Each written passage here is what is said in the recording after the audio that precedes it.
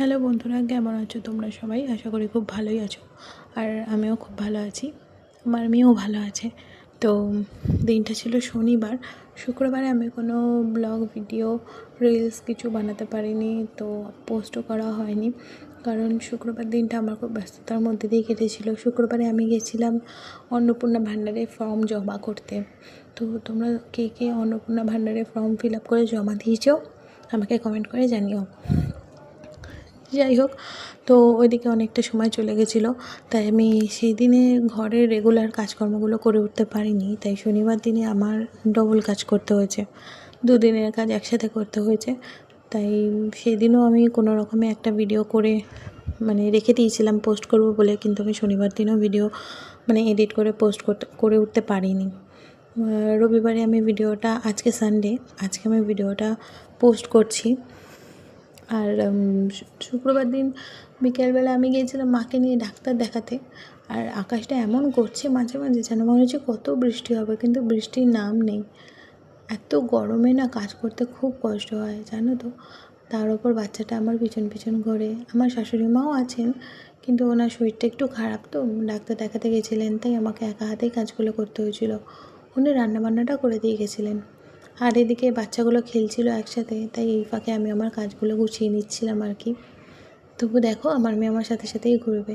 আর এদিকে খাটের তলায় ও যা খেলবে না, একটা একটা করে জিনিস খাটের তলায় ইচ্ছা করে ঢুকিয়ে দেয়, আর আমাকে সেগুলো লাঠি দিয়ে বের করতে হয়। রোজ আমি পরিষ্কার করতে পারি না, যেদিন সুযোগ সময় পাই সেদিন করি আর কি। তো এর ফাঁকে ফাঁকে ওকে খাবার দাবার খাইয়ে আমি আমার কাজগুলো এগোচ্ছিলাম। খেলছিল বলে তাও করে নিতে পারছিলাম আর কি, বাচ্চাগুলো ছিল বলে, নাহলে আর কাজ করা হতো না। এদিকে কিছু রাতের বাসন পড়েছিল খাওয়া দাওয়ার পর, সেগুলো আর মাজা হয়নি, তো সকালবেলায় মেজে নিচ্ছি। আর মেয়ের সাথে একবার করে খেলছি, আর এই কাজকর্মগুলো করতে হয় আর কি।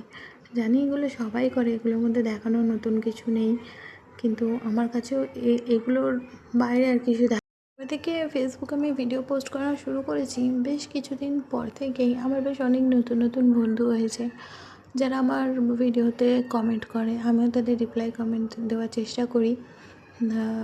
ওরাও আমাকে খুব সাপোর্ট করে, আমি চেষ্টা করি তাদেরও সাপোর্ট করার।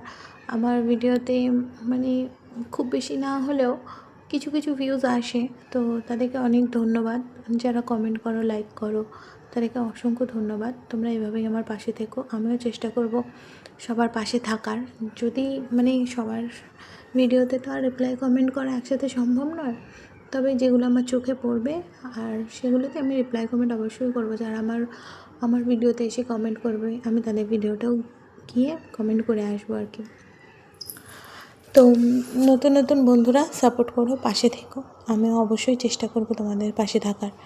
জানো তো, আমি যখন ভিডিওতে ভয়েস দিই না, কী কথা বলবো সেটাই ভেবে পাই না। জানি আমি এটা সব ভিডিওতেই বলি যে কী কথা বলবো আমি সেটাই বুঝতে পারি না, কিন্তু কোনো টপিকই থাকে না, যেটুকুনি মনে আসে মাথায় আসে সেটুকুনি বলে দিই। তো এখন আমার মেয়ে একটু স্নান না করে ঘুমিয়ে পড়েছে, স্নান খাওয়া না করে ঘুমিয়ে পড়েছে, তাই আমি এখন বসে বসে ভয়েস দিচ্ছি আর কি। এক্ষুনি উঠে গেলেই আর আমার ভিডিও করা হয়ে গেল। তো এইভাবেই আমার শনিবার দিনটা কেটেছিল। আজকে রবিবার, আজও আমার কাজকর্ম করতে একটু দেরি হয়ে গেছিলো।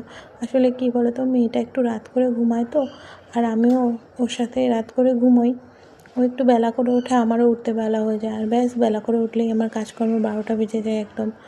তো এইভাবেই আমার সারাদিন কাটে। তো আজকের ভিডিওটা এইটুকুনি বন্ধুরা, দেখা হচ্ছে নেক্সট ভিডিওতে। ততক্ষণের জন্য সবাই ভালো থেকো, সুস্থ থেকো, টাটা।